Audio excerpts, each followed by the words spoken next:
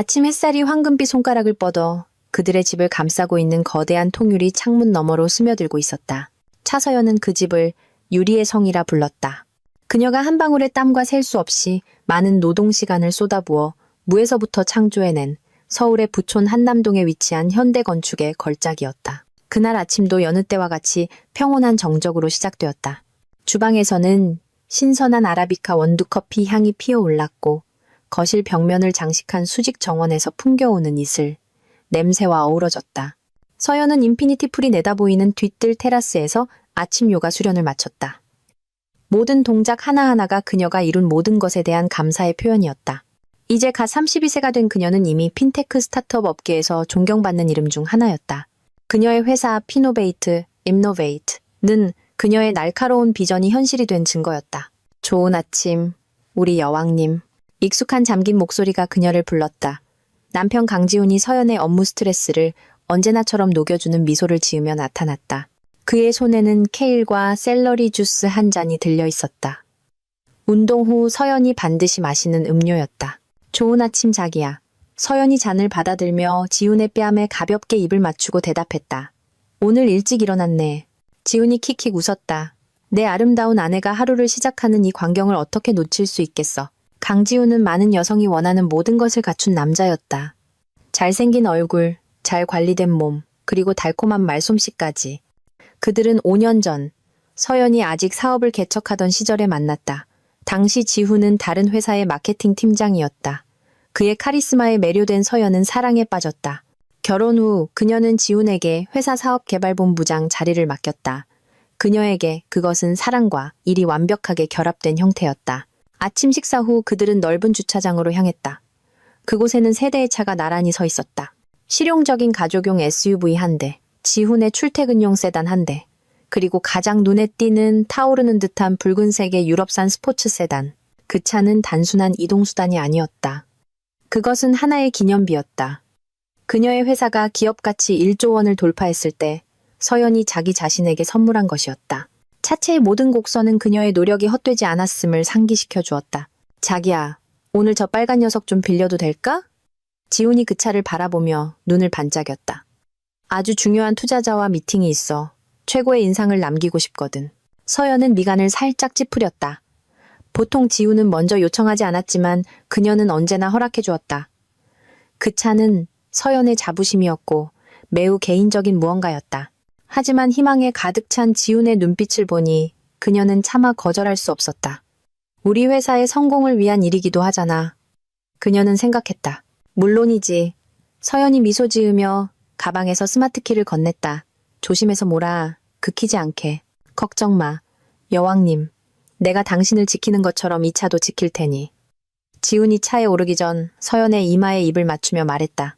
그가 시동을 걸자 강렬하면서도 우아한 엔진음이 주차장을 가득 메웠다. 서연은 붉은 차가 천천히 대문을 빠져나가는 것을 바라보았다. 설명할 수 없는 기묘한 감정이 스쳐 지나갔다. 그녀가 좀처럼 느끼지 못했던 소유욕 같은 감정이었다. 하지만 그녀는 이내 그 감정을 떨쳐버렸다. 그는 남편 지훈이고 그녀의 반쪽이었다. 잠시 동안 유리의 성이 주는 호화로움 속에서 서연은 자신의 삶이 진정으로 완벽하다고 믿었다. 그녀는 그 유리에 곧 금이 가기 시작할 것이라는 사실을 알지 못했다. 그날 하루는 평소처럼 흘러갔다. 마라톤 회의, 답장해야 할 수십 통의 이메일, 그리고 비즈니스 매체와의 인터뷰 2건. 서연은 자신의 바쁜 일상을 즐겼다. 그녀에게 일은 열정이었다. 밤 9시, 그녀는 마침내 집 서재의 푹신한 소파의 등을 기댈 수 있었다. 완전히 쉬기 전 마지막 보고서 몇 개를 확인하고 있었다. 지훈 씨는 아직 안 왔네. 그는 잠재 투자자와의 저녁 미팅이 늦게까지 이어진다고 했다.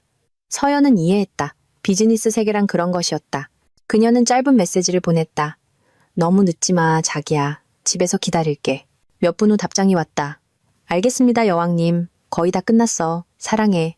밤 11시가 넘어서야 마침내 그녀의 붉은 차 소리가 주차장으로 들어오는 것이 들렸다. 서연은 미소와 함께 현관문에서 그를 맞았다. 하지만 지훈이 안으로 들어서는 순간 그녀의 미소는 살짝 옅어졌다. 남편이 피곤해 보여서가 아니었다. 다른 무언가 때문이었다. 그녀의 후각을 거스르는 무언가. 지훈이 그녀를 껴안자 그 향기는 더욱 분명해졌다. 톡 쏘고 달콤하며 어딘가 저렴한 느낌의 향수 냄새.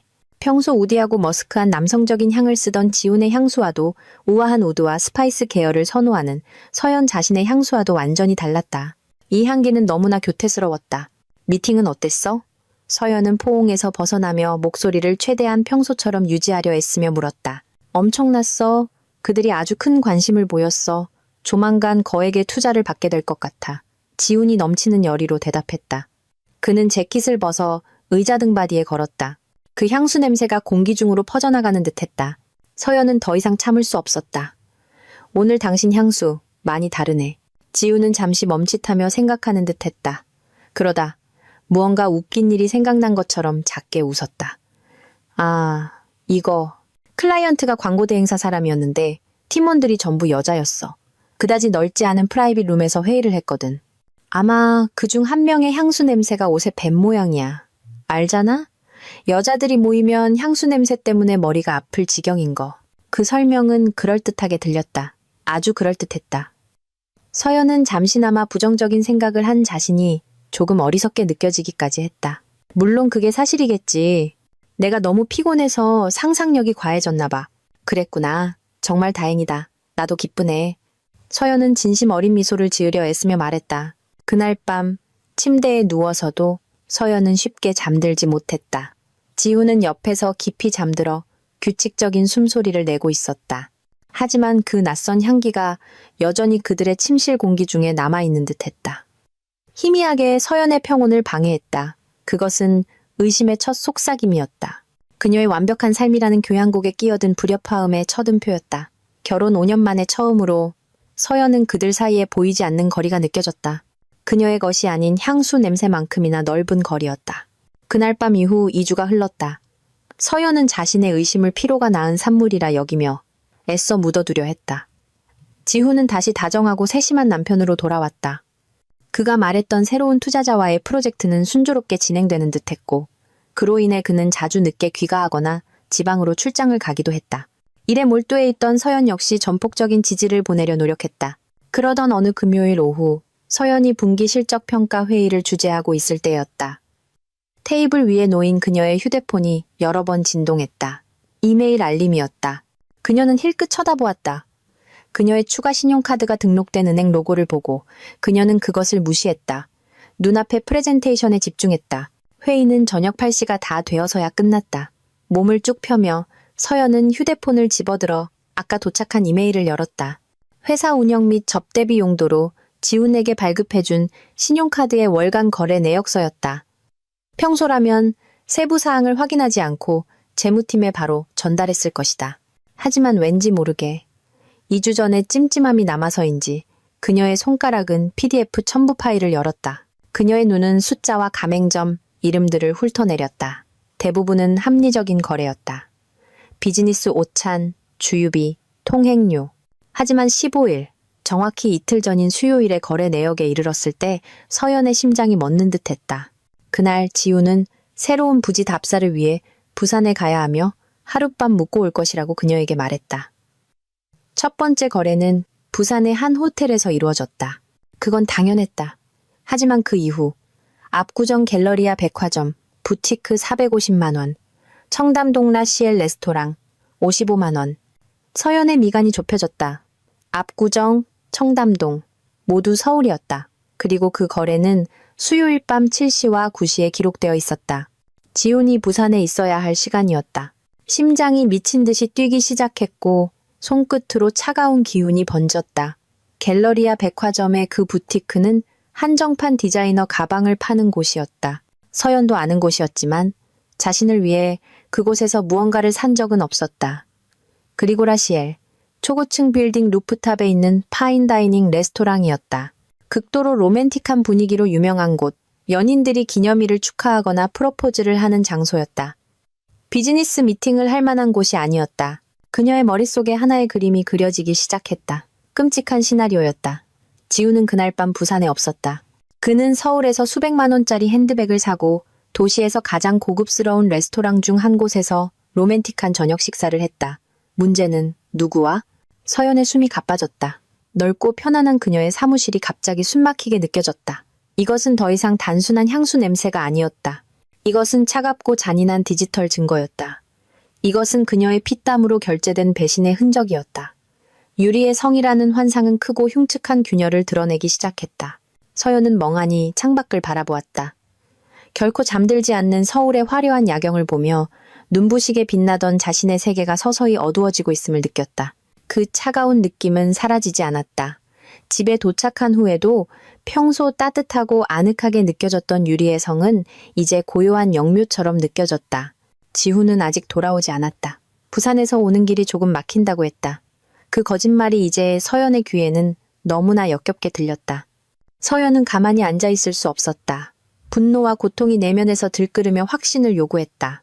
그녀는 휴대폰을 집어들어 이런 상황에서 유일하게 믿을 수 있는 사람에게 전화를 걸었다. 채원아. 전화가 연결되자 그녀는 떨리는 목소리로 말했다. 서연아, 웬일이야 이 밤에. 목소리가 왜 그래? 무슨 일 있어? 대학 시절부터 친구였던 윤채원. 면도날처럼 날카로운 직감을 가진 유능한 변호사인 그녀는 서연의 목소리에 담긴 이상한 기운을 즉시 감지했다. 서연은 돌려 말할 기운이 없었다. 그녀는 모든 것을 털어놓았다. 향수 냄새, 신용카드 알림, 부산 출장에 대한 거짓말까지. 채원은 끼어들지 않고 서연의 말을 묵묵히 들어주었다. 지금 그리로 갈게. 서연의 이야기가 끝나자 채원이 단호하게 말했다. 내가 도착하기 전까지 아무것도 하지 마. 그리고 지훈 씨한테 연락하지도 말고. 30분 후 채원은 서연의 맞은편에 앉아 걱정과 분노가 뒤섞인 눈빛으로 친구를 바라보고 있었다. 좋아.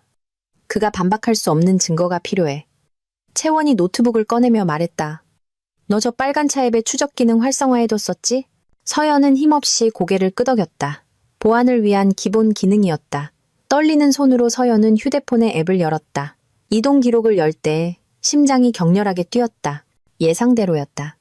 그 수요일 밤 그녀의 차는 서울을 떠난 적이 없었다. 오히려 GPS 기록은 차가 강남 삼성동의 한 고급 아파트 단지에서 거의 3시간 동안 정차했다가 압구정 갤러리아 백화점 그리고 청담동으로 이동한 후 마침내 다음날 아침까지 다시 그 아파트로 돌아온 것을 보여주었다. 저긴 누구 아파트지? 서연이 중얼거렸다. 그녀의 눈은 휴대폰 화면에 디지털 지도를 멍하니 응시하고 있었다. 알아내자. 채원이 재빨리 대답했다. 그들의 조사는 소셜미디어로 이어졌다. 부티크와 레스토랑의 거래 정보를 바탕으로 채원은 같은 날, 같은 시간대에 해당 장소에 태그된 사진과 위치 태그를 탐색하기 시작했다. 수백 장의 낯선 사람들 사진을 스크롤한 지 거의 1시간 만에 그들은 그것을 찾아냈다. 벨라라는 아이디의 계정이 수요일 밤 라시엘에서 사진을 게시했다. 사진 속에서 그녀는 도시 야경을 배경으로 와인잔을 뽐내고 있었다. 잔 바로 옆에는 서연이 그 부티크의 최신 컬렉션에서 본 모델의 새 핸드백이 놓여 있었다. 서연의 심장이 쿵 내려앉았다. 그 계정의 프로필 사진 속 여자는 아름답고 젊었으며 도발적인 눈빛을 하고 있었다. 그녀의 계정은 호화로운 라이프 스타일 사진으로 가득했다. 휴가, 명품, 비싼 레스토랑에서의 식사. 지훈의 사진은 없었지만 라시엘 사진의 캡션은 충분히 날카로웠다. 긴 하루 끝에 최고의 서프라이즈. 고마워요 나의 킹. 킹. 서연이 씁쓸하게 속삭였다. 그것은 그녀가 가끔 지훈에게 사용하던 애칭이었다. 마지막 단계가 가장 고통스러웠다. 채원은 자신의 기술을 이용해 벨라의 계정에 연결된 휴대폰 번호를 찾아냈다. 약간의 트릭으로 그들은 클라우드에 동기화된 지훈의 연락처 목록을 확인했다. 그 번호는 거기에 있었다. 매우 전문적이고 의심스럽지 않은 이름으로 저장되어 있었다. 박 부장님, 서연의 세계가 순식간에 무너져 내렸다. 모든 퍼즐 조각이 제자리를 찾아 완전하고 잔혹한 배신의 그림을 완성했다. 지훈은 단순히 바람을 피운 것이 아니었다. 그는 서연의 편의 시설과 돈을 이용해 다른 여자와의 이중생활 자금을 대면서 체계적인 거짓말을 구축해왔다. 그동안 지훈이 보여준 모든 다정함, 모든 관심, 모든 사랑의 말이 이제야 효과를 발휘하는 독처럼 느껴졌다. 고통이 너무나 커서 눈물조차 나오지 않았다. 남은 것은 공허함과 그녀의 마음, 깊은 곳에서 차갑게 타오르기 시작하는 분노뿐이었다. 그 후 며칠 동안 서연은 로봇처럼 살았다. 출근하고 회의를 주재하고 직원들에게 미소 지었다. 하지만 내면의 영혼은 감각을 잃었다. 그녀는 아직 지훈과 대면하지 않았다. 그녀는 기다리고 있었다. 적절한 순간을 그녀의 분노가 단순한 슬픔보다 더 날카로운 무언가로 결정화되기를. 아무것도 눈치채지 못한 지우는 평소처럼 행동했다. 그는 심지어 부산 출장에서 돌아오며 서연에게 명품 실크 스카프를 선물로 사다 주었다. 서연은 굳은 미소로 그것을 받았다. 지훈이 내연녀를 집에 데려다 준 후 서울의 한 가게에서 그것을 샀을 모습을 상상하며 매일 밤 서연은 몰래 벨라의 인스타그램 계정을 확인했다. 그녀는 그 여자가 새 구두, 시계, 그리고 또 다른 호화로운 저녁 식사를 자랑하는 것을 보았다. 모두 서연의 신용카드로 결제된 것들이었다. 그녀의 역겨움은 극에 달했다. 절정은 금요일 밤에 찾아왔다. 서연이 서재에 앉아 무심코 인스타그램을 열었을 때였다. 화면 상단에 벨라의 새로운 스토리가 나타났다. 짧은 영상, 거울 앞에서 화장하는 벨라의 모습을 담은 부메랑이었다. 위에는 이런 텍스트가 쓰여 있었다. 특별한 금요일 밤 데이트, 스포일 될 준비 완료. 그것만으로도 충분히 고통스러웠다. 하지만 다음 스토리가 비수가 되었다. 새로 산 하이힐을 신은 벨라의 쭉 뻗은 다리 사진. 배경에는 열린 차문이 보였다. 서연은 그 문을 알아보았다. 그녀는 크림색 가죽 시트를 알아보았다. 그녀는 아래에 깔린 특유의 로고가 밝힌 푸른색 카펫을 알아보았다. 그것은 그녀의 붉은 차였다. 서연의 피가 끓어올랐다가 순식간에 얼어붙는 것 같았다. 그렇다면 오늘 밤 지훈은 자신의 차를 이용해 내연녀와 데이트를 할 것이었다. 그녀의 노력과 독립의 상징이 된 차. 그녀의 사적인 공간이어야 할 차. 지훈은 그녀를 배신했을 뿐만 아니라 서연이 싸워 이룬 모든 것을 더럽히고 모욕했다. 이제 충분했다. 슬픔은 증발했고 그녀의 마음을 감싸는 차가운 강철로 변했다. 그녀는 방에서 울지 않을 것이다. 그녀는 지훈이 집에 돌아와 싸우기를 기다리지 않을 것이다. 그녀는 그들 두 사람에게 가장 치욕적인 방식으로 자신의 것을 되찾을 것이다. 서연은 휴대폰을 들었다. 채원에게 울며 전화하기 위해서가 아니었다. 도움을 요청하기 위해서였다. 채원아, 어디야? 서연이 차분하고 위험한 목소리로 물었다. 집인데? 왜? 서연아, 괜찮아? 괜찮아. 괜찮고 말고. 서연이 대답했다. 오늘 밤 내 차가 필요해. 그리고 네가 증인으로 함께 가줬으면 좋겠어. 전화기 너머로 잠시 침묵이 흘렀다. 채원은 친구의 급격한 변화를 감지할 수 있었다. 증인? 무슨 증인? 서연아? 서연은 창가로 걸어가 마치 자신의 쇼를 지켜볼 수백만 개의 눈처럼 반짝이는 도시의 불빛을 내려다보았다. 내가 내 차를 강제로 되찾고 그 두 기생충들이 아스팔트 바닥에서 데이트하도록 내버려 두는 순간의 증인. 서연이 차갑고 단호한 어조로 말했다. 서울의 밤은 네온 불빛으로 밝혀진 콘크리트 정글이었다. 어떤 이들에게는 사랑이나 성공을 축하하는 무대였다. 오늘 밤 서연에게 그곳은 사냥터였다. 그녀는 눈에 띄지 않도록 일부러 고른 회색 국산 소형 SUV 조수석에 앉아 있었다. 채원의 차였다. 무릎 위에 놓인 그녀의 손은 차갑고 굳게 주먹 쥐어져 있었다. 심장은 아드레날린과 찢어질 듯한 마음의 고통이 뒤섞여 거친 리듬으로 뛰고 있었다. 운전대를 잡은 채원은 때때로 걱정스럽게 친구를 곁눈질했다. 그녀는 이런 서연을 본 적이 없었다. 얼굴은 창백했지만 눈은 어두운 불꽃으로 타오르고 있었다. 눈물도 흐느낌도 없었다. 그저 무서운 평온함만이 존재했다. 마치 그 아래에 치명적인 급류를 숨기고 있는 얼어붙은 호수처럼. 우리 꼭 이렇게까지 할 필요는 없어? 서연아. 채원이 조용히 말했다. 그녀의 목소리가 차 안의 침묵을 깼다. 그냥 집으로 돌아가자. 내일 내가 최고의 이혼 소장을 준비할게. 법정에서 그를 박살 내버리자. 서연은 천천히 고개를 저었다. 그녀의 시선은 앞에 도로에 고정되어 있었다. 아니, 이건 단지 법의 문제가 아니야. 채원아. 이건 자존심의 문제야. 그는 내 노력의 결실, 내 성취의 상징을 가지고 자기 창녀를 대접하고 있어. 난 그걸 용납할 수 없어. 오늘 밤은 안 돼. 그들은 붉은 차의 GPS 신호를 추적했다. 지우는 그 차를 청담동의 한 고급 레스토랑으로 가져갔다. 사교계 명사들이 즐겨 찾는 트렌디한 장소들이 밀집한 지역이었다. 채원은 길 건너편 약간 어두운 곳, 하지만 레스토랑 입구가 선명하게 보이는 곳에 차를 주차했다. 멀리서 붉은 차는 발레 파킹 구역에서 조명 아래 반짝이며 위풍당당하게 보였다. 그 차를 볼 때마다 서연의 가슴은 답답해졌다. 그녀는 그 차가 처음 집에 도착한 날을 떠올렸다. 커다란 빨간 리본이 장식되어 있었다. 지훈이 그녀를 껴안으며 당신은 이 모든 것을 누릴 자격이 있어. 나의 여왕님. 당신은 내가 아는 가장 위대한 여자야. 라고 말했던 것을 기억했다. 그 말들은 이제 모욕처럼 들렸다. 그 차 안에 새겨진 모든 달콤한 추억은 이제 거짓말처럼 느껴졌다. 거의 2시간을 기다렸다. 영원처럼 느껴지는 2시간이었다. 서연은 안에서 무슨 일이 벌어지고 있을지 상상하며 시간을 보냈다. 웃고 있는 지훈, 애교를 부리는 벨라. 둘 다 그녀의 신용카드로 청구될 비싼 음식을 즐기고 있을 것이다. 그녀의 눈 속의 불꽃은 더욱 거세게 타올랐다. 나온다. 채원이 속삭이며 몽상에 빠져있던 서연을 깨웠다. 정말이었다. 고급 셔츠를 멋지게 차려입은 지훈과 몸에 꼭 끼는 드레스를 입고 화려하게 꾸민 벨라의 모습이 레스토랑 로비에서 나타났다. 그들은 웃으며 아주 다정해 보였다. 발레 직원이 붉은 차를 그들 앞으로 가져오자 지훈은 벨라의 허리를 감쌌다. 그 광경, 지훈이 다른 여자를 위해 자신의 차 문을 열어주는 모습. 그것은 서연이 본 가장 고통스러운 장면이었다. 채원의 차는 소리 없이 시동이 걸렸다. 확실해 서연아, 이게 물러설 마지막 기회야.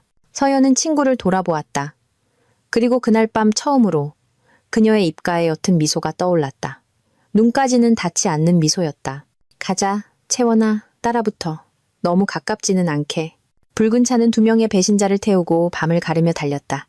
그리고 그들 뒤에서 그림자 속에서 회색 SUV 한 대가 지칠 줄 모르고 뒤따랐다. 도시의 불빛 아래 추격전이 시작되었다. 이것은 더 이상 잃어버린 사랑에 관한 것이 아니었다. 이것은 명예의 되찾음에 관한 것이었다. 붉은 차는 올림픽대로를 달리고 있었다. 도시의 비즈니스 중심지를 연결하는 넓고 긴 간선도로였다. 좌우의 고층 빌딩 불빛들이 말없는 증인이 되었다. 차의 속도는 꽤 높았다. 지훈이 데이트 상대에게 엔진의 힘을 과시하고 있는 듯했다. 그들의 웃음소리가 차 안을 가득 채우고 있을지도 모른다. 서연이 직접 고른 최첨단 오디오 시스템에서 음악이 울려 퍼지고 있을지도 모른다. 채원의 SUV 안 분위기는 대조적이었다. 고요하고 긴장감이 흘렀다. 서연은 마치 군사작전을 지휘하는 장군처럼 평탄하고 절제된 목소리로 지시를 내렸다. 저 앞고가도로 지나면 갓길에 잠시 될 만한 틈이 있어. 거기서 해. 서연이 말했다. 그녀의 눈은 멀리서 2개의 날카로운 붉은 선을 그리는 자신의 차 후미등에 고정되어 있었다. 서연아, 여긴 도시고속도로야. 위험해. 채원이 반박했다. 핸들을 잡은 그녀의 손에 힘이 들어갔다. 내 존엄성이 더 이상 짓밟히게 두는 게 더 위험해. 그냥 해, 채원아. 난 널 믿어. 서연이 대답했다. 그녀의 어조에는 논쟁의 여지가 없었다. 채원은 길게 숨을 내쉰 후 고개를 끄덕였다. 그녀는 속도를 높여 천천히 왼쪽 차선에서 추월하기 시작했다. 심장은 격렬하게 뛰었지만 친구의 얼굴에 서린 결의를 보고 그녀는 마음을 굳혔다. 붉은 차가 고가도로를 지날 때 채원은 서연이 말한 틈 다음 톨게이트 출구 전에 있는 충분히 넓은 갓길을 보았다. 지금이었다. 빠르고 계산된 한 번의 움직임으로 채원은 핸들을 오른쪽으로 꺾어 붉은 차의 앞을 가로막았다. 끼. 귀를 찢는 듯한 타이어 마찰음이 밤 공기를 갈랐다. 놀란 지우는 급브레이크를 밟았다. 스포츠카는 채원의 차 범퍼에서 불과 몇 센티미터 앞에서 급정거했다. 뒤따르던 몇몇 차들이 분노에 찬 경적을 울렸다. 지훈이 무슨 일이 일어났는지 파악하기도 전에 앞선 SUV의 조수석 문이 열렸다. 서연의 모습이 나타났다. 그날 밤 그녀는 검은색 실크 블라우스와 같은 색의 바지를 입고 있었다. 단순하지만 힘의 아우라를 뿜어내는 옷차림이었다. 그녀의 긴 머리는 지나가는 차들이 일으키는 바람에 살짝 흩날렸다. 그녀는 뛰지 않았다. 그녀는 차분하고 당당한 걸음으로 자신의 차 운전석 쪽으로 걸어갔다. 여전히 켜져 있는 그녀의 차전조등이 그녀를 비추며 드라마틱한 실루엣을 만들어냈다. 평소 따뜻하고 미소 가득했던 그녀의 얼굴은 이제 얼음장처럼 차가웠다. 단단한 아스팔트 위를 걷는 그녀의 발걸음 소리 하나하나가 지훈의 귀에는 전쟁의 북소리처럼 들렸다. 차 안에서 지훈은 눈을 동그랗게 떴다. 그의 얼굴은 혼란해서 공포로 변했다. 이건 불가능했다. 서연이 어떻게 여기에? 그의 옆에서 벨라는 혼란과 짜증이 섞인 표정으로 바라보고 있었다. 뭐야, 저 미친 여자는? 지훈은 대답하지 않았다. 입이 바싹 말랐다. 그는 아내가 점점 더 가까워지는 것을 보았고 그의 완벽했던 밤이 이제 최악의 지옥으로 변했다는 것을 알았다. 쇼는 곧 시작될 것이고 그들 둘은 고속도로라는 무대 위, 조명 아래 갇힌 주연 배우였다. 똑. 서연은 소리치지 않았다. 그녀는 단지 손가락 관절로 운전석 쪽 창문을 두드렸다. 날카롭고 위험 있는 3번의 노크. 그 소리는 지나가는 차량 소음 위로 들릴 만큼 충분히 컸다.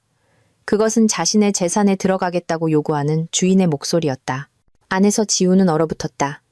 그의 머리는 거짓말을, 알리바이를 찾기 위해 빠르게 회전했다. 하지만 유리를 꿰뚫어 보는 듯한 서연의 시선 앞에서는 모든 것이 소용없게 느껴졌다. 이제 밖에 여자가 누구인지 알아차리기 시작한 벨라가 짜증 섞인 소리를 냈다. 아, 그래서 이게 당신 와이프야? 촌스럽긴. 길이나 맑고 말이야. 그녀는 위축되지 않았음을 보여주려 애쓰며 비꼬았다.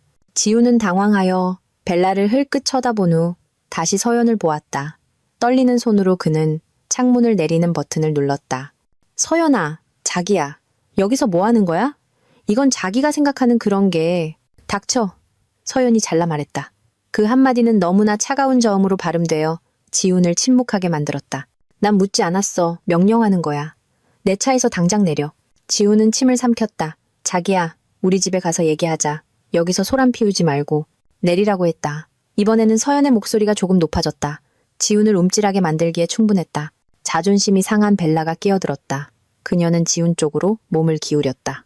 지훈 씨, 저 여자한테 말해. 당신이 뭔데 우리를 내쫓아? 당신이 뭐라도 돼? 서연의 시선이 지훈에게서 벨라에게로 옮겨갔다. 경멸적인 시선이었다. 마치 역겨운 벌레를 보는 듯한. 내가 누구냐고 물었나? 서연이 작게 웃었다. 온기 없는 웃음이었다. 나는 네가 지금 입고 있는 그 드레스를 사준 여자야. 내 뱃속으로 방금 들어간 그 비싼 저녁 식사를 사준 여자고. 그리고 가장 중요하게는 네 엉덩이가 깔고 앉아있는 이 비싼 차의 주인이야. 그러니 내가 내리라고 하면 넌 내리는 거야. 벨라의 얼굴이 분노와 수치심으로 붉어졌다. 그녀는 아무 말도 할 수 없었다. 서연은 다시 지훈을 보았다. 세 번째로 말하지 않겠어. 지훈 씨, 키 내놓고 둘 다 내려. 더 이상 빠져나갈 길이 없음을 깨달은 지훈은 체념한 듯 시동을 껐다. 어색한 침묵이 순간 차 안을 감쌌다. 그는 대시보드에서 스마트키를 뽑았다. 서연에게 그것을 건넬 때 그의 손이 떨렸다. 잘했어. 서연이 지훈의 손에서 키를 낚아채며 말했다. 이제 내려, 둘 다. 무거운 발걸음으로 지훈은 문을 열고 나왔다. 뒤이어 벨라가 짜증스럽게 문을 쾅 닫으며 내렸다. 그들은 이제 희미한 가로등 불빛이 비추고 쌩쌩 달리는 차들이 일으키는 바람을 맞으며 더러운 갓길에 서 있었다. 그들의 비싼 옷차림은 주변 환경과 극명한 대조를 이루었다. 몇몇 오토바이 운전자들이 속도를 줄이며 그 기이한 광경을 호기심 어린 눈으로 쳐다보았다. 서연은 거기서 멈추지 않았다.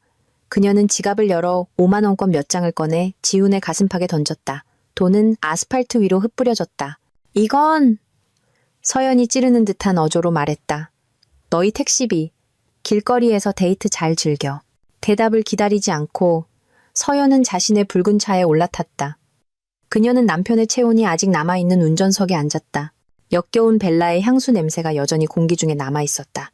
한 번의 움직임으로 그녀는 시동을 걸었고 차에서 터져나온 맹렬한 굉음은 마치 그녀의 승리 선언 같았다. 서연은 가속 페달을 밟았다. 스포츠카는 앞으로 튀어나가며 길가에 멍청한 두 조각상처럼 서 있는 지훈과 벨라를 뒤로 했다. 백미러를 통해 점점 작아지는 그들의 실루엣을 볼 수 있었다. 멍하니 바라보는 지훈과 분노에 차소리치는 것처럼 보이는 벨라. 서연은 신경 쓰지 않았다. 그녀는 계속해서 달렸다. 엔진의 굉음이 세상의 다른 모든 소리를 삼키도록 내버려 두었다. 아까부터 차에서 기다리던 채원이 즉시 뒤를 따랐다. 친구에게 공간을 주기 위해 안전거리를 유지하며 처음 몇 분간 서연이 느낀 것은 오직 승리감뿐이었다. 짜릿한 아드레날린의 감각이 그녀의 몸을 휩쓸었다. 그녀는 해냈다. 자신의 것을 되찾았다. 그들을 망신 주었고 누가 주도권을 쥐고 있는지 보여주었다. 씁쓸한 미소가 그녀의 얼굴에 그려졌다. 그녀는 지훈이 내연녀에게 무슨 말을 해야 할지 몰라 당황하는 모습을 상상했다. 굴욕적인 상태로 택시를 잡아야 하는 그들을 상상했다. 하지만 그 승리감은 짧았다. 그녀가 고속도로를 빠져나와 더 한적한 시내 도로로 들어서자 아드레날린이 가라앉기 시작했다. 승리의 외침처럼 들렸던 엔진 굉음은 이제 절망의 비명처럼 들렸다. 차 안에 남은 벨라의 향수 냄새가 갑자기 너무나 지독하게 느껴져 숨이 막혔다. 그리고 현실이 그녀를 온 힘으로 덮쳤다. 방금 길가에 버리고 온 남자는 그녀가 사랑했던 남자였다. 그녀가 함께 꿈을 키웠던 남자. 그녀의 결혼, 그녀의 성, 그녀의 미래. 모든 것이 이제 산산조각 났다. 이 승리는 너무나 공허하게 느껴졌다. 분노라는 가면 뒤에는 산산이 부서진 마음이 있었다. 한 방울의 눈물이 그녀의 뺨을 타고 흘러내렸고 뒤이어 다른 눈물방울들이 따랐다. 서연은 어둡고 무성한 나무 그늘 아래 한적한 길가에 차를 세웠다. 그리고 바로 그곳에서 성공의 상징이자 배신의 현장이었던 차 안에서 그녀의 방어선이 무너졌다. 며칠 동안 참아왔던 흐느낌이 마침내 터져나왔다. 조용하고 서글픈 울음이 아니었다. 격렬하고 고통스러운 통곡이었다. 어깨가 심하게 들썩였다. 그녀는 핸들을 몇 번이고 내리치며 가슴속에 터질 듯이 차오른 모든 고통과 분노, 실망을 쏟아냈다. 그녀는 헛되이 느껴지는 5년의 삶을 위해 울었다. 무자비하게 파괴된 신뢰를 위해 울었다. 너무나 순진하고 사랑으로 가득했던 과거의 서연을 위해 울었다. 채원의 차가 그녀의 뒤에 멈췄다. 채원은 바로 내리지 않았다. 그녀는 친구가 모든 것을 쏟아내도록 내버려 두었다. 몇 분 후 서연의 통곡이 잦아들고 끊어지는 숨소리로 변했을 때 채원은 차에서 내려 조용히 창문을 두드렸다. 서연이 잠금을 풀었다. 채원은 안으로 들어와 벨라가 방금 떠난 조수석에 앉았다. 아무 말 없이 그녀는 친구를 품에 안았다. 서연은 다시 채원의 어깨에 기대 울며 친구의 블라우스를 눈물로 적셨다. 다 쏟아내, 서연아. 채원이 부드럽게 속삭였다. 그냥 울어. 오늘 밤은 무너져도 돼. 내일 우리는 그 파편들을 다시 일으켜 세울 거야. 이전보다 더 강하게. 고요한 서울의 밤 한가운데 호화로운 스포츠카 안에서 방금 전투에서 승리한 한 여왕이 무너져 내린 자신의 왕국을 애도하고 있었다. 유리의 성으로 돌아가는 길은 길고 무겁게 느껴졌다. 서연은 직접 차를 몰았고 채원은 그녀가 괜찮은지 확인하기 위해 뒤에서 계속 따라왔다. 그녀의 눈물은 이미 말라 얼굴에는 부은 자국과 마음에는 차가운 공허함만을 남겼다. 방금 넘쳐 흘렀던 슬픔은 이제 다시 분노로 변이했다. 차분하고 활활 타오르며 훨씬 더 위험한 분노로. 집에 도착하자 그 웅장함이 하나의 아이러니처럼 느껴졌다. 이 집은 그녀가 사랑과 성공의 상징으로 함께 지은 곳이었다. 이제는 추억의 감옥처럼 느껴졌다. 정말 혼자 괜찮겠어? 서연이 차에서 내리자 채원이 걱정스럽게 물었다. 서연은 고개를 끄덕였다. 나 혼자 마주해야 해. 너는 이제 가봐, 채원아. 모든 게 고마워. 목숨 빚을 졌네. 언제든 서연아. 무슨 일이든 필요하면 전화해. 몇 시든 상관없어. 채원이 마침내 차를 몰고 떠나기 전에 말했다. 서연은 안으로 들어섰다. 정적이 그녀를 맞았다. 그녀는 곧장 안방으로 가 옷장을 열고 지훈의 모든 물건을 꺼내기 시작했다. 그의 비싼 셔츠들, 수입 정장, 시계 컬렉션, 모든 것을 아무 감정 없이 바닥에 내던졌다. 그녀는 커다란 여행 가방 몇 개를 가져와 그 물건들을 거칠게 집어넣기 시작했다. 1시간 후 지훈의 물건이 담긴 커다란 여행 가방 3개와 상자 2개가 현관문 근처에 깔끔하게 쌓였다. 그 후 그녀는 24시간 보안 서비스에 전화해 집의 모든 디지털 도어록을 새 것으로 교체해달라고 요청했다. 그녀는 넓은 거실 소파에 앉아 멍하니 문을 바라보며 기다렸다. 새벽 2시 택시 한 대가 대문 앞에 멈췄다. 지훈이 돌아왔다. 그는 헝클어지고 분노에 찬 얼굴로 들어왔다. 차분하게 앉아있는 서연과 문 앞에 이미 준비된 그의 짐가방들을 보자 그의 분노가 폭발했다. 미쳤어. 차서연? 너 정말 미쳤구나. 그가 소리쳤다. 그의 목소리가 고요한 공간에 울려 퍼졌다. 네가 사람들 앞에서 날 망신줬어. 남들이 알면 뭐라고 하겠어? 서연은 그를 텅 빈 시선으로 바라보았다.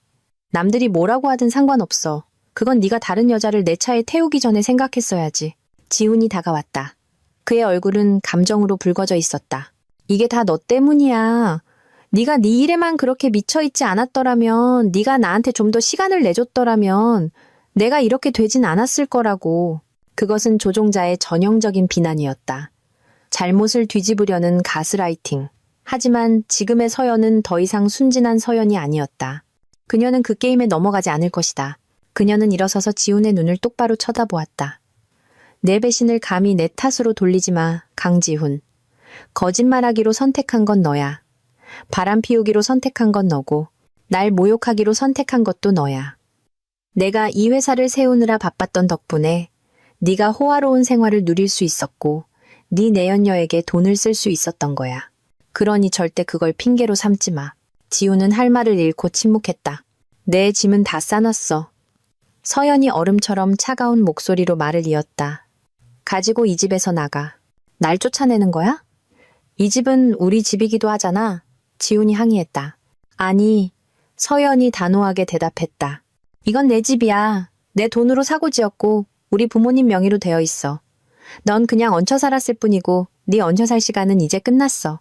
서연은 그를 지나쳐 2층으로 가는 계단으로 향했다. 오늘 밤은 호텔에서 자든가 아니면 네 내연녀 아파트에서 자든가 해. 난 상관없어. 내일은 내 변호사가 너한테 연락할 거야. 그녀는 계단 꼭대기에 도착해 멈춰서서 그날 밤 마지막으로 지훈을 내려다보았다. 한때 그녀의 세상이었던 남자는 이제 자신의 것이 아닌 호화로움 속에서 너무나 작고 초라해 보였다. 그리고 한 가지 더, 서연이 덧붙였다. 다시는 날 자기나 여왕님이라고 부르지 마. 넌 그럴 자격을 잃었어. 그 말과 함께 그녀는 돌아서서 자신의 방으로 걸어 들어갔다. 그녀는 문을 닫고 잠갔다. 자물쇠가 딸깍하는 소리가 너무나 최종적으로 들렸다. 밖에서는 지훈이 분노에 차소리치고 짐가방 중 하나를 발로 차는 소리가 들렸다. 하지만 서연은 미동도 하지 않았다. 길 위에서의 전투는 끝났을지 모르지만 진짜 전쟁은 이제 막 시작되었고 그녀는 그것을 마주할 준비가 되어 있었다. 아침은 청하지 않아도 찾아왔다. 평소 따뜻하게 느껴졌던 햇살이 이제는 현관문 근처의 어수선함을 날카롭게 비추고 있었다. 지난 5년간의 지훈의 삶이 담긴 3개의 여행 가방과 2개의 상자는 어젯밤의 파괴를 보여주는 말없는 기념비가 되었다. 서연은 알람 때문이 아니라 귀가 먹먹할 정도의 정적 때문에 잠에서 깼다. 더 이상 욕실에서 들려오는 지훈의 소리도 그가 준비해주던 커피 향도 없었다. 오직 그녀 자신과 그녀의 결정이 남긴 메아리만이 존재했다. 그녀는 더 이상 슬픔에 잠겨있지 않았다. 어젯밤 차 안에서 눈물은 이미 다 말라버렸다. 오늘은 방어선을 구축하는 날, 새로운 성벽을 세우는 날이었다. 첫 번째 단계는 채원에게 전화하는 것이었다. 더 이상 친구로서가 아니라 법률 대리인으로서. 그녀의 목소리는 잠겨 있었지만 단호했다. 채원아, 오늘부터 절차 시작하고 싶어. 이혼 소송에 필요한 모든 걸 준비해줘. 우리가 주장할 수 있는 건 전부 주장해. 어제부터 초안은 준비해놨어, 서연아. 채원이 대답했다. 그녀의 목소리는 지지로 가득했다. 오늘 오후에 네 사무실로 가서 세부 사항 논의하자. 2번째 단계로 서연은 개인자산 관리 담당자인 김 이사에게 연락했다. 그는 피노베이트가 아직 종이 위에 꿈에 불과했을 때부터 그녀의 재정을 관리해온 중년의 남자였다. 안녕하세요, 김 이사님. 차서연입니다. 그녀는 격식 있는 어조로 인사했다. 제 이름과 강지훈 씨 이름으로 된 모든 공동계좌를 지금 이 시간부로 동결해 주십시오. 추가 신용카드와 제주 계좌에 연결된 다른 모든 금융 혜택에 대한 접근 권한도 모두 철회해 주시고요. 잠시 침묵이 흘렀다. 알겠습니다, 대표님. 내부 기록을 위해 사유를 여쭤봐도 되겠습니까? 긴급한 개인 사유입니다. 서연이 짧게 대답했다. 오늘 오후에 변호사를 통해 공식 서한을 보내겠습니다. 제 직접적인 승인 없이는 단 1원도 그 계좌들에서 빠져나가지 못하도록 확실히 해주십시오. 요청은 즉시 실행되었다. 지훈의 재정적 기반 기둥 하나가 그녀의 전화 한 통으로 무너졌다. 그녀는 이어서 회사의 모든 임원과 부서장에게 이메일을 보냈다. 강지훈이 업무 성과 평가 및 내부 구조 조정을 이유로 사업개발본부장직에서 즉시 직무 정지되었음을 알리는 내용이었다. 잔혹한 해고를 위한 차가운 기업 용어였다. 마지막 단계가 가장 상징적이었다. 어젯밤 그녀가 부른 보안팀이 아침에 도착했다. 그들은 효율적으로 모든 문의 디지털 도어록 패널을 교체하고 경보 시스템을 재프로그래밍했으며 그녀에게 새로운 출입카드와 비밀번호를 주었다. 일이 끝나자 직원은 그녀에게 새로운 출입카드를 건넸다. 모든 보안 조치가 완료되었습니다, 대표님. 이제 이 카드와 대표님의 코드만이 이 집에 접근할 수 있습니다. 서연은 그 카드를 꽉 쥐었다. 손 안에서 차갑고 단단하게 느껴졌다.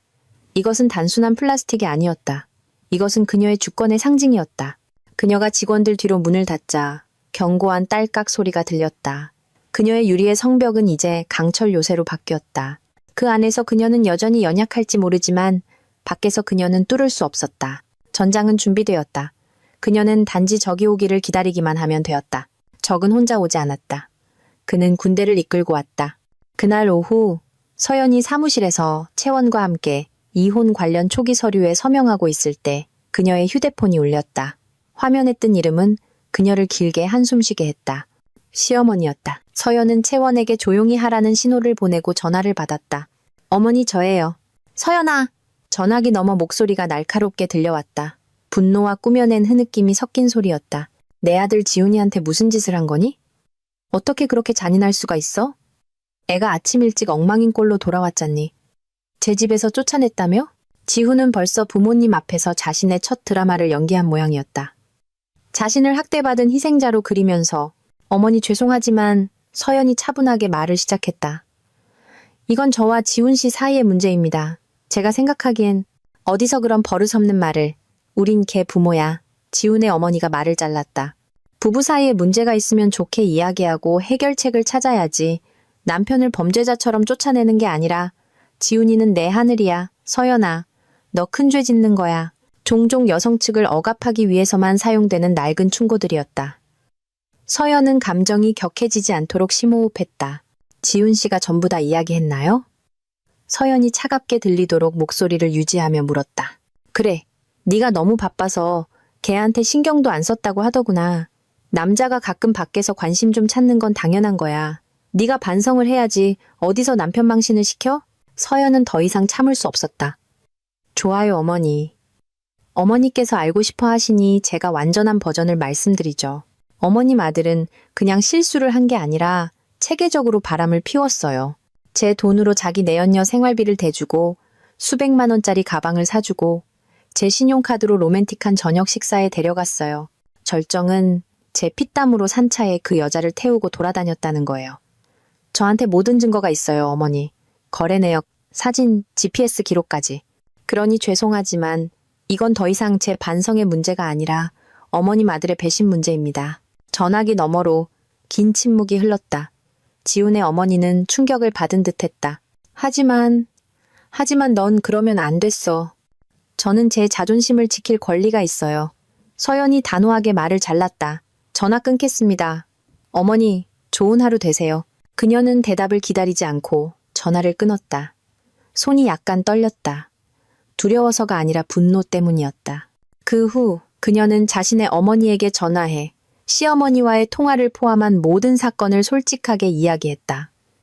그녀의 어머니의 반응은 지훈의 어머니와 정반대였다. 전화기 넘어 들려오는 부드럽지만 단호한 목소리는 그녀의 상처의 연고 같았다.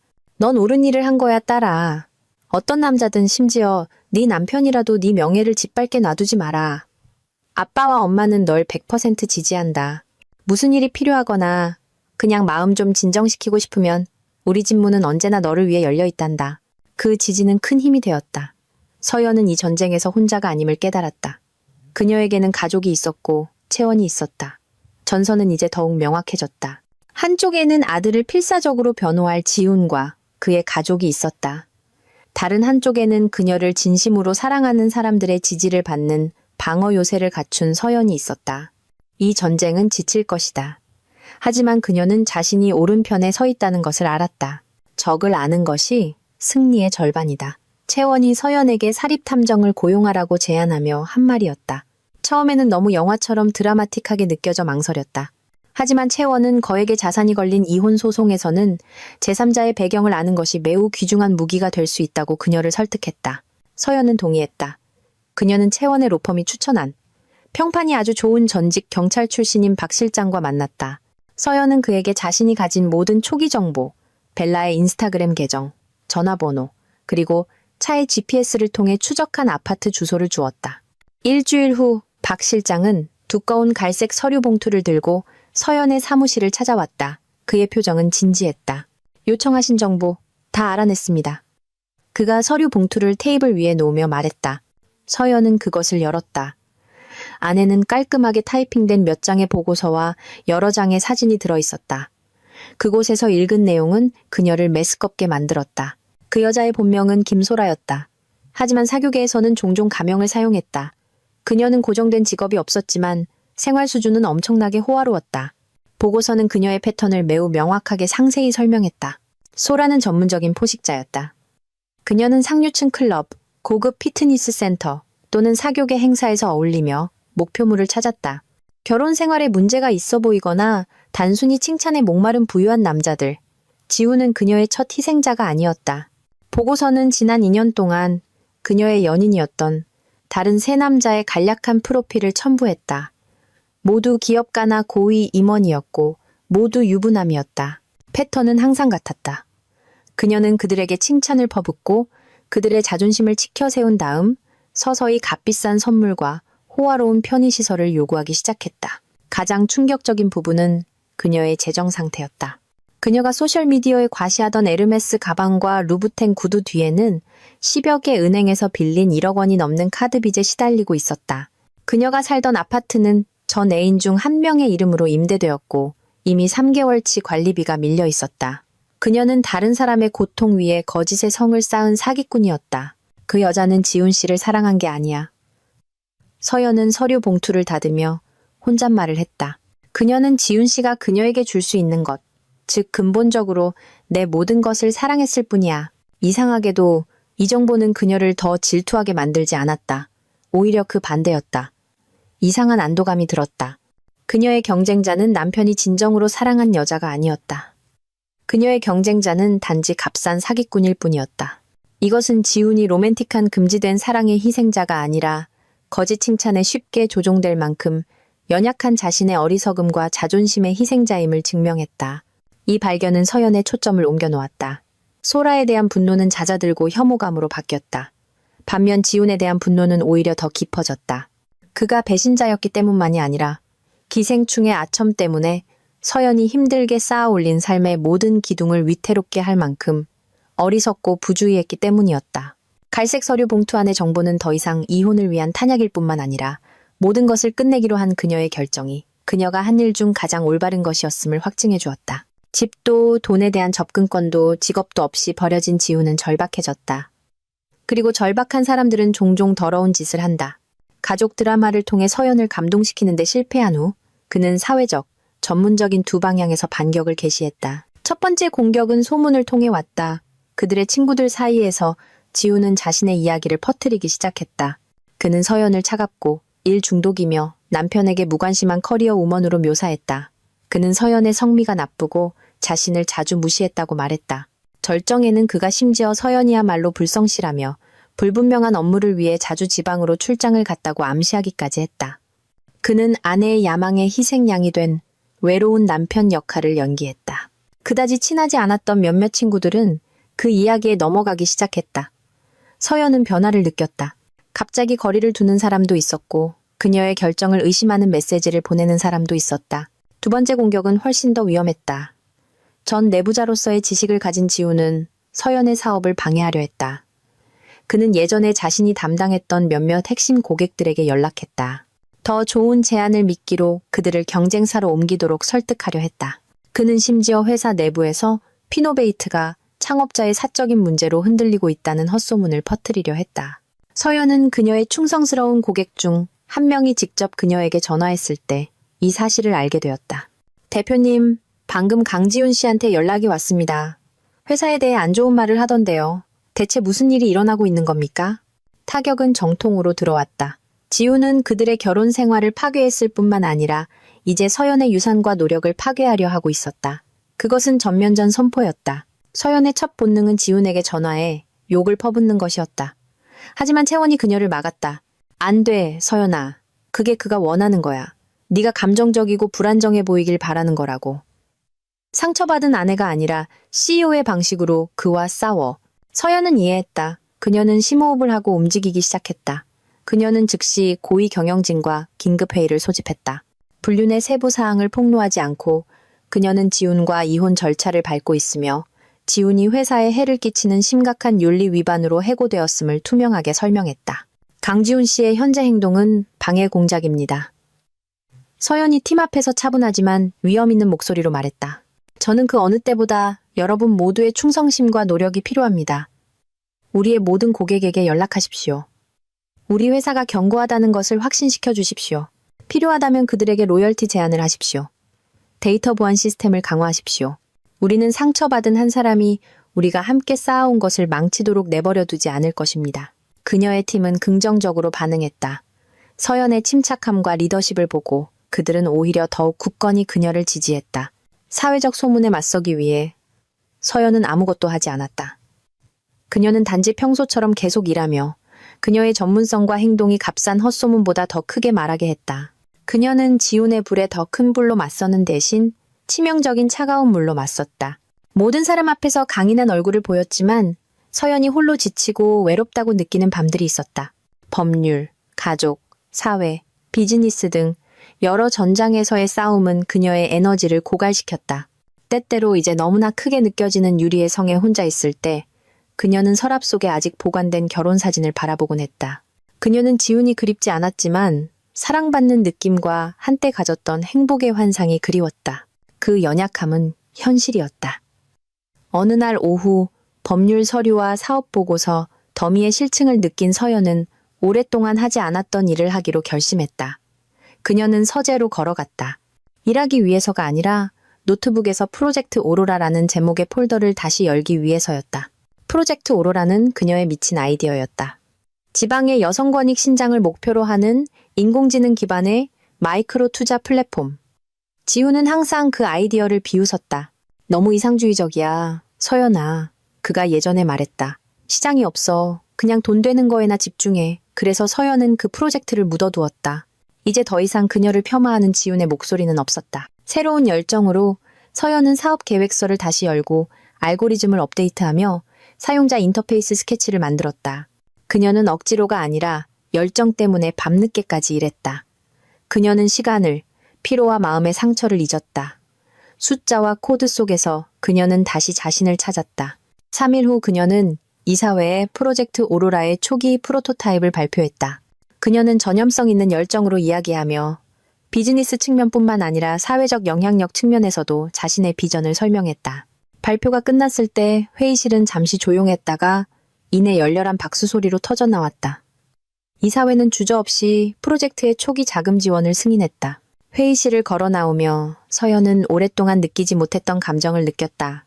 순수한 행복, 다른 사람의 인정에서 오는 것이 아니라 자기 자신의 성취에서 오는 행복이었다. 그녀는 그동안 지훈이 재정적인 기생충일 뿐만 아니라 그녀의 야망에도 기생충이었다는 것을 깨달았다. 지훈의 부정적인 목소리가 그녀도 모르는 사이에 그녀의 잠재력을 제한했던 것이다. 그날 밤 서연은 작은 의식을 치렀다. 그녀는 붉은 차의 키를 들었다. 한때 배신의 현장이었던 차에 올라탔다. 하지만 이번에는 고통을 느끼지 않았다. 그녀는 시동을 걸고 지붕을 열고 목적 없이 밤을 가르며 달렸다. 그녀는 과거로부터 도망치는 것이 아니었다. 그녀는 자신의 미래를 향해 운전하고 있었다. 밤바람이 그녀의 머리카락을 날렸다. 그리고 오랜만에 처음으로 서연은 진심으로 미소 지었다. 그녀는 자신의 연약함을 잊음으로써가 아니라 그 위에 새롭고 아름다운 것을 건설함으로써 자신의 힘을 찾았다. 그 힘은 온전히 그녀의 것이었고 다시는 누구도 그것을 빼앗을 수 없을 것이다. 그 대치 사건이 있던 밤으로부터 2달이 흘렀다.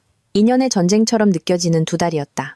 사회적, 사업적 경로를 통한 지훈의 반격은 완전히 실패했다. 동료들 사이에서 그의 평판은 무너졌고 피노베이트를 방해하려는 그의 시도는 오히려 서연의 고객들이 더욱 굳건히 지지를 보내게 만들었다. 지훈은 이제 완전히 궁지에 몰렸다. 직업도, 돈도, 그리고 명백히 자신에게 불리한 법적 절차도 없는 상황에서 그에게는 선택지가 없었다. 그래서 그는 자신의 첫 번째이자 가장 믿음직한 무기, 매력과 조종술로 돌아갔다. 어느 날 오후 그는 서연의 회사 건물 로비에서 그녀를 기다렸다. 그의 모습은 일부러 초라하게 꾸며져 있었다.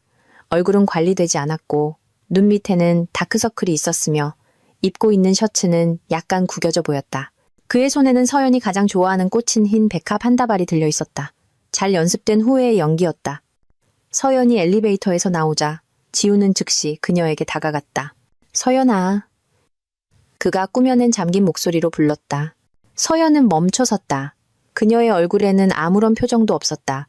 그녀의 보안팀이 앞으로 나서려 했지만 서연은 그들에게 기다리라는 신호를 보냈다.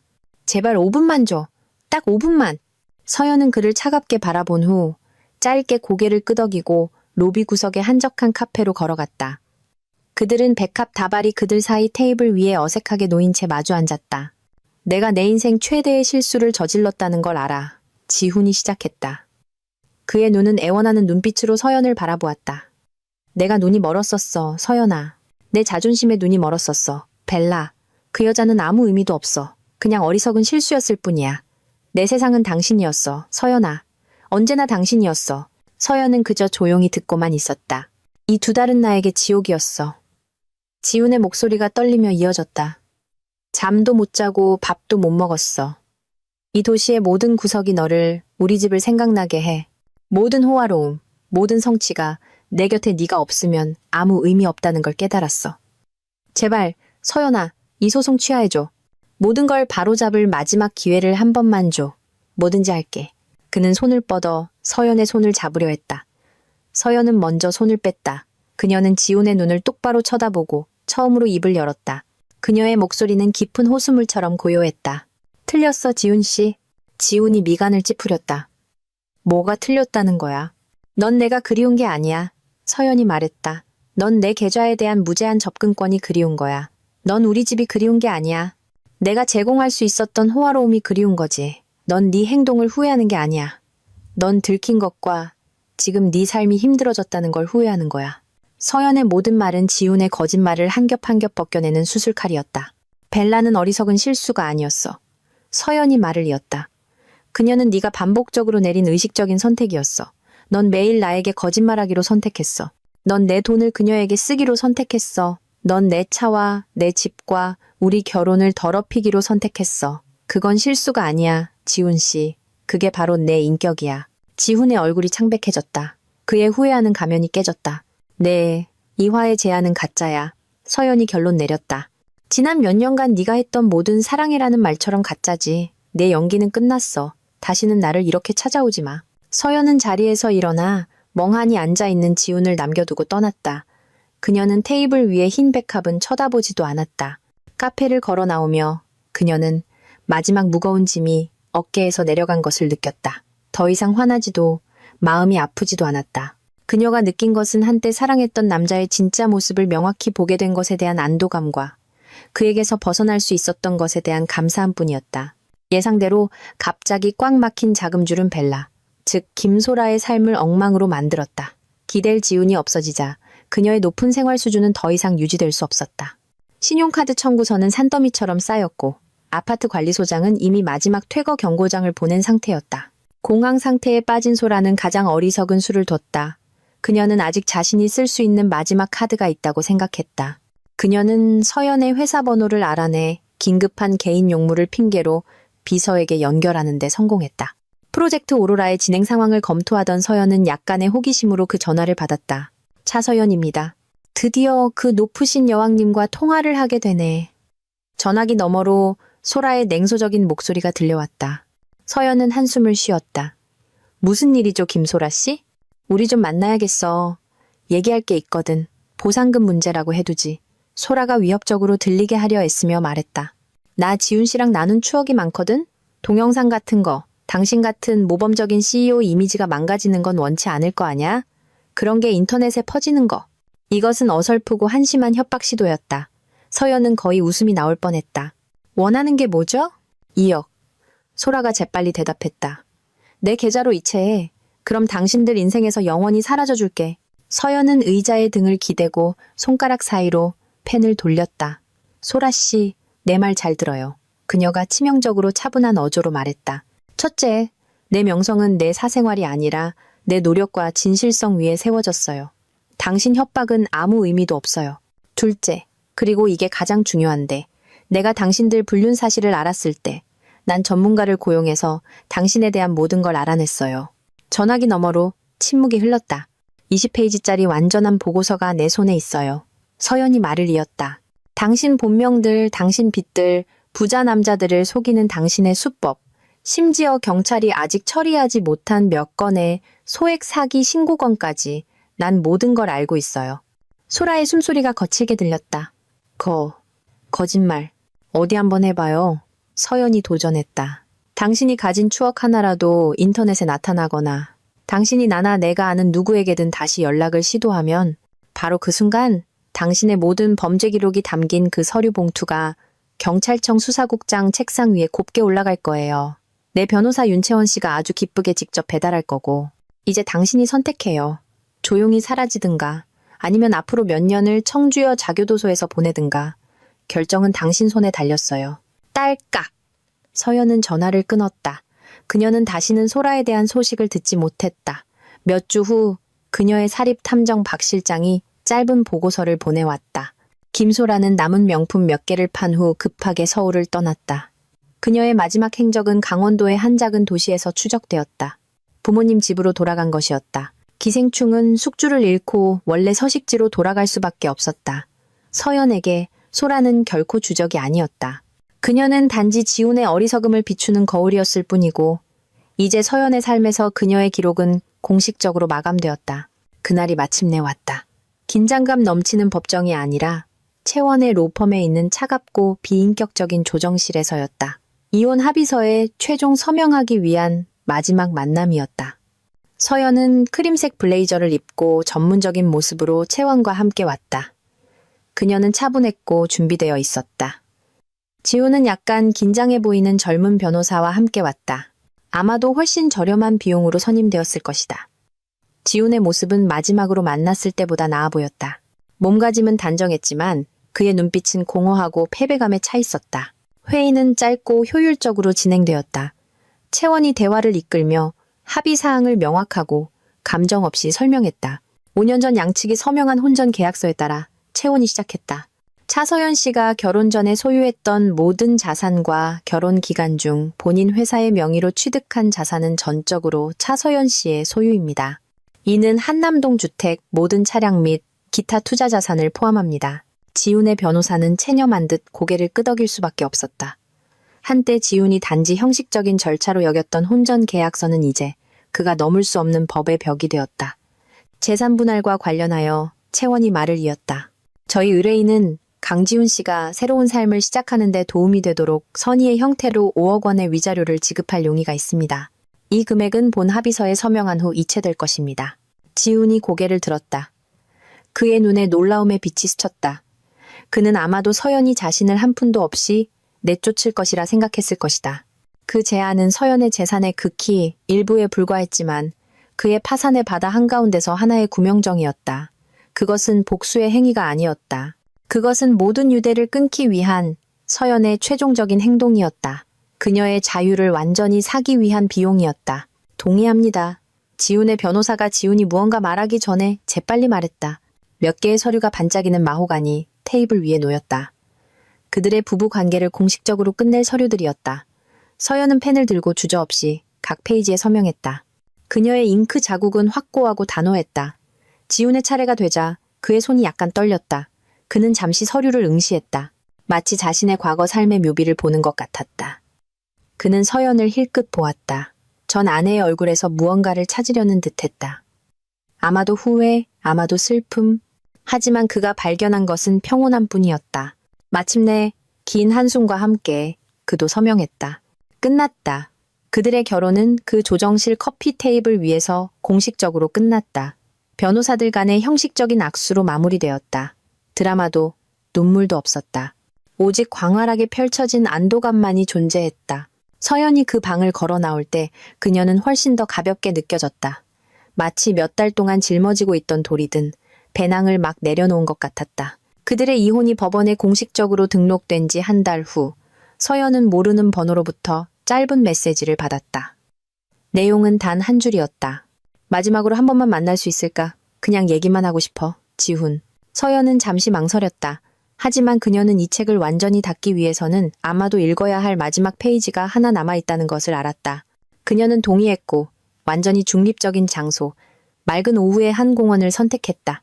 지훈은 공원 벤치 중 하나에서 그녀를 기다리고 있었다. 그는 달라 보였다. 더 마르고 더 수수했다. 더 이상 거만한 아우라나 조종적인 매력은 없었다. 그저 지쳐 보이는 평범한 한 남자가 있을 뿐이었다. 와, 줘서 고마워. 서연이 그들 사이에 거리를 두고 옆에 앉아 그가 말했다. 무슨 일이야, 지훈 씨? 서연이 단도직입적으로 물었다. 지훈은 바로 대답하지 않았다. 그는 멀리서 놀고 있는 아이들을 바라보았다. 나 다른 도시로 이사했어. 그가 조용히 말했다. 처음부터 다시 시작하려고. 작은 부동산 회사에서 일자리도 구했어. 대단한 건 아니지만 그럭저럭 살만해. 서연은 그저 듣고만 있었다. 요즘 생각할 시간이 많았어. 지훈이 이제 서연을 바라보며 말을 이었다. 그리고 네가 그날 네 회사 로비에서 했던 모든 말이 전부 사실이라는 걸 깨달았어. 난 네가 그리웠던 게 아니었어. 난 편안함이 그리웠던 거야. 난 이기적이었고 탐욕스러웠고 어리석었어. 너 같은 다이아몬드를 싸구려 유리 조각 하나 때문에 버렸지. 처음으로 그의 사과가 진심으로 들렸다. 악어의 눈물도 드라마도 없었다. 오직 씁쓸한 인정만이 존재했다. 다시 돌아와 달라고 하는 거 아니야. 그건 불가능하다는 거 알아. 그가 말했다. 그냥 내가 준 모든 상처에 대해 미안하다고 말하고 싶었어. 진심으로 미안해. 넌 그런 대우를 받을 사람이 아니었어. 서연은 지훈을 바라보았다. 그녀는 자신이 결혼했던 남자와는 다른 남자를 보았다. 자신이 싸웠던 괴물과도 달랐다. 그녀는 모든 것을 잃음으로써 자신의 실수에 대한 대가를 치르고 아마도 마침내 그로부터 교훈을 얻은 한 남자를 보았다. 용서할게, 지훈 씨. 서연이 부드럽게 말했다. 그 말은 부담 없이 쉽게 나왔다. 네가 기분 좋아지라고 용서하는 게 아니야. 내가 이 모든 것에서 진정으로 자유로워지기 위해 용서하는 거야. 앞으로는 더 나은, 더 정직한 삶을 살길 바라. 노력하고 있어. 지훈이 속삭였다. 프로젝트 오로라 엄청나게 성공했다며. 서연이 어깨 미소 지었다. 너무 이상주의적이라던 그 아이디어도 돈이 되더라고. 그들은 잠시 조용히 앉아 있었다. 어색한 침묵이 아니라 그들의 삶의 긴 한 장의 끝을 알리는 침묵이었다. 나 이제 가봐야겠어. 서연이 마침내 일어서며 말했다. 서연아. 지훈이 다시 한번 불렀다. 행복하길 바라. 난 이미 행복해. 지훈 씨. 서연이 대답했다. 그리고 그녀는 진심이었다. 그녀는 돌아서서 걸어갔다. 다시는 뒤돌아보지 않았다. 그 대화는 그녀에게 필요했던 마지막 마침표였다. 폭풍으로 가득했던 이야기에 대한 고요한 에필로그였다. 1년 후 맑고 푸른 하늘이 강원도 외곽에 잘 닦인 시골길 위에 펼쳐져 있었다. 서연의 붉은 스포츠카가 조용히 달리고 있었다. 거만한 고속이 아니라 풍경을 즐기는 여유로운 속도였다. 좌우로는 푸른 논이 양탄자처럼 펼쳐져 있었다. 운전대는 서연이 잡고 있었다. 그녀는 단순한 흰색 리넨 셔츠와 선글라스를 착용하고 있었다. 머리는 포니테일로 묶었고 진심 어린 미소가 입가에서 떠나지 않았다. 조수석에는 프로젝트 오로라를 위한 제안서와 교육자료 뭉치가 깔끔하게 놓여 있었다. 프로젝트 오로라는 그녀의 모든 기대를 뛰어넘었다. 그 플랫폼은 여러 마을의 수천 명의 여성 소상공인들이 자금과 교육에 접근할 수 있도록 도왔다. 오늘 서연은 지자체와 협력하여 두 번째 디지털 교육센터를 개소할 예정이었다. 차량 블루투스 시스템을 통해 그녀의 휴대폰이 울렸다. 채원이었다. 여보세요, 차 대표님. 어디쯤 오셨어요? 거의 다 왔어. 여기 경치가 너무 아름답다. 채원아. 너도 왔어야 했는데. 서연이 대답했다. 그녀의 눈이 반짝였다. 다음번에 갈게. 난 아직도 아내가 번 돈으로 산 차로 바람 피우다 걸린 남편들 처리하느라 바쁘거든. 채원이 농담했다. 서연은 활짝 웃었다. 자유롭고 부담 없는 웃음이었다. 그 사람들 나한테 보내. 내가 컨설팅해 줄 수 있어. 전화를 끊은 후 서연은 마을 입구로 들어서며 차의 속도를 늦췄다. 수십 명의 아주머니들과 젊은 여성들이 희망에 찬 얼굴로 손을 흔들며 그녀를 열렬히 환영했다. 그들은 그녀를 상처받은 부유한 여자로 보지 않았다. 그들은 그녀를 영감의 원천으로 변화를 가져오는 사람으로 보았다. 그녀는 무성한 나무 그늘 아래 차를 주차했다. 내리기 전에 그녀는 잠시 멈춰 백미러에 비친 자신의 모습을 바라보았다. 그녀를 마주보는 여자는 유리의 성에 살던 순진한 여자가 아니었고 길 위에서 싸우던 분노의 여신도 아니었다. 그 여자는 그녀의 모든 경험이 융합된 존재였다. 강인하고 지혜로우며 목적으로 가득 차 있었다. 이 붉은 차는 그녀 삶의 가장 낮은 지점부터 가장 높은 지점까지의 말없는 증인이었다. 예전에는 남편과 공유했던 지위의 상징이었다. 그 후에는 그녀의 자존심을 위한 전쟁터가 되었다. 이제 이 차는 선을 전하기 위한 그녀의 운송수단이었다. 그녀를 진정한 삶의 소명으로 이끄는 도구였다. 그녀는 시동을 끄고 업무 가방을 들고 차에서 내렸다. 따뜻한 햇살이 그녀를 맞았다. 그녀는 신선한 시골 공기를 깊이 들이마시고 그녀를 기다리는 군중을 향해 당당하게 걸어갔다. 그녀의 삶의 새로운 장은 더 이상 계약서나 재무보고서 위에 쓰이지 않았다. 바로 이 운전대 뒤에서 그녀를 진정한 행복의 의미에 더 가깝게 이끄는 모든 여정 속에서 쓰이고 있었다. 그리고 이 여정은 이제 막 시작되었다.